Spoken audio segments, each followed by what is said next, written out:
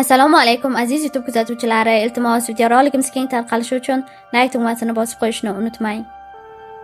Sherali qorong'i tushdi deguncha ichi qizib, xaltacha qidirishga tushib qolar, Sokinaning oldiga qatnardi. Biroq savil, qolgur, ishi yurishay demasdi. Erimga nima bo'ldi o'zi? deya Xosiyat hayron, folbin desa sakrab tushadigan odam oyog'ini qo'liga olib yugurgilab qoldi. Ta'sirini sezayotgandir-da. Sokina folbin esa Sheralining ikki qo'lini oldinga cho'zdirib, salom qildirishdan charchamas. Mijozi tik turgan joyida qattiqroq chayqala boshlasa, farishtalarim ichingizga kirib olgan, jinlarni haydab chiqaryapti deya vahima solardi.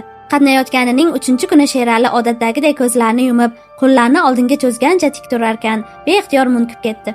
Muvozanatini saqlay olmay yuz tuban yiqildi. Ko'zlarini ochganda Sokinaning ustida yotardi. Sherali oldiniga xijolat tortib turib ketmoqchi bo'ldi, biroq bo'yniga charmashgan ayolning qo'llari uni arqonlab qo'ygandi. Oh derdi. Sokina ko'zlarini yumgan ko'yi Sheralining bo'ynidan, ko'kragidan qayta hidlab, "Qanday yaxshi, shu paytgacha qayerda edingiz? Mulla aka, qayerda edingiz?" Erkak bo'lib begona xotinga qo'lini tekkizib ko'rmagan Sherali nima qilarini bilmas. Turay desa ilon tanasidek muloyim qo'llari bo'yniga chirmashgan, yagiga tiralib turgan Sokinaning ko'kraklariga ohangrabodek o'ziga tortardi.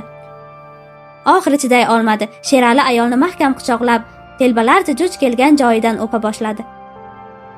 "Endi siz mening qo'limga aylandingiz", dedi Sokina ancha vaqt bir-birlarini yalab yulqab yotishgach. "Rozimisiz?" "Jonimni so'rang, jonimni." Uning mayin sochlaridan siladi Sherali. "Faqat menga ayting, eringiz bormi yo yo'qmi? Juda ham bilgingiz kelyaptimi?" "Ha, endi so'radim-da."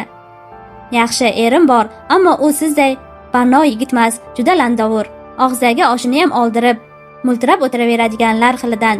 Keyin qolganini aytishga uyalaman. Xullas ko'nglim to'lmaydi undan. Tushuntira oldimmi?"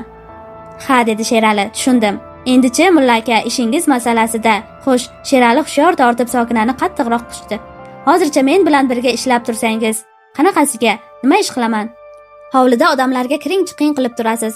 Shu bahona birga bo'lganimdan ko'rgan bilgan gumonsiramaydi. U yoqda xotiningiz ham shubhaga bormaydi."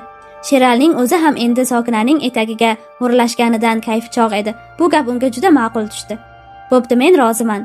Sherali endi folbinga zir qatnab turgan ayollardan tortinmay qo'ydi. Hovliga bemalol chiqib Sokina tayinlagandek rasm rusumida mijozlarni ichkariga boshlaydi. Kechqurunlari 3-4 soat folbinning quchog'ida ishrat qiladi. Uzukun u ana shu huzurli lahzalarni kutib yashar, maishat obi-tobiga yetsin deya Sokina kunduzi bir shisha aroq ham olib keltirib qo'yardi. "Vey xotin, qo'llaring panshaxada, nega oyoqlaring muncha beo'xshov?" so'rab qoldi tun yarmida shirakayf bo'lib. Folbinning yonidan qaytgan Sherali go'dagini allalab uxlayotgan Xosiyatga ko'zi chaqchayib tikilib, "Nima?" Xosiyat yalt etib eriga o'girildi. "Nima dedingiz?" "Nega beo'xshovsan deyapman, g'alcha", takrorlardi er. Cho'ntagidan Sokina bergan bir dasta pulni chiqarib ko'z-ko'z qilar ekan. "Bu nima deganingiz, dadasi? Shuncha yashab qanaqaligimni bilmaganmidingiz?" "Ha, bilmagan ekanman", ko'zini lo'q qildi Sherali. "Dunyoda-chi shunaqa ayollar bor. Ularga qarasang ko'zing yayraydi. Senchi bo'lasanmi mundoq u yoq bu yog'ingga qarab yursang?" "Hali shunaqami?" O'rnidan turib ketdi Xosiyat. "Men beo'xshov bo'ldimmi? Bo'pti. Istasangiz o'sha ko'zingiz yaraydiganini topib olavering. Faqatchi..." Xosiyat uxlab qolgan qizchasini qo'liga ilkis ko'tarib oldi-da, narigi xonaga yo'naldi. "Faqat meni kamsitmang." Sahar mardonda shoshilinch chiqib ketayotgan erining ortidan yotsirab qarab qolgan Xosiyatni o'y bosdi. Tag'in o'sha folbin yo'ldan urgan bo'lmasin. Ja sulovmikana, tuppa tuzuk erim birdan aynidi qo'ydi.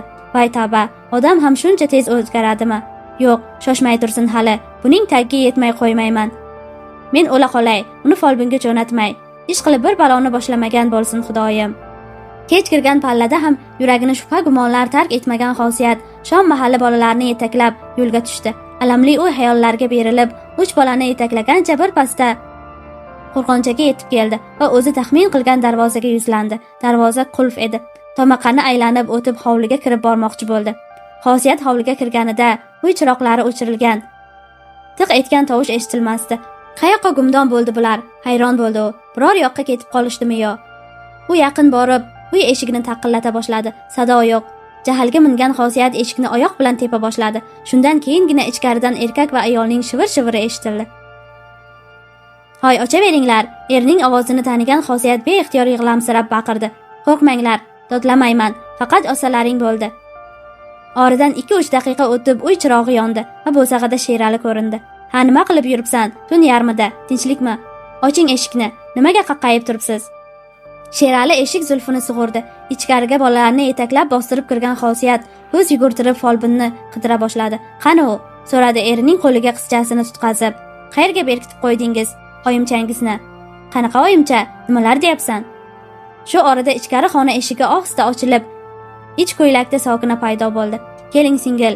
Hech narsa bo'lmagandek Xosiyatga so'z qotdi u. "Xush xizmat." "Nima?" Xosiyat kaftini manglayiga bosgancha ortga tislandi. "Hali sen? Voy sho'rim, voy men o'lib qo'ya qolay. Qanday sharmandalik. Yo'q, qo'rqmanglar, baqirmayman." Xosiyat sen noto'g'ri tushunmaginda, uni yupatmoqchi bo'ldi Sherali. "Yaqinlashma menga." Ko'z yoshlari yuzini yuvib tushayotgan Xosiyat ovozini ko'tardi. "Bolam bor deb ham ortimdan izlab borib yurmagin. Bo'ldi, yetar. Jazoingni Xudo bersin." "Hoy xotin, qayoqqa?" Qizchasini mahkam bag'riga bosgancha tashqariga otilgan Xosiyatning ortidan baqirdi Sherali. "To'xtasang-chi." Sherali uning ortidan bormadi. Nimadir xalal berdi.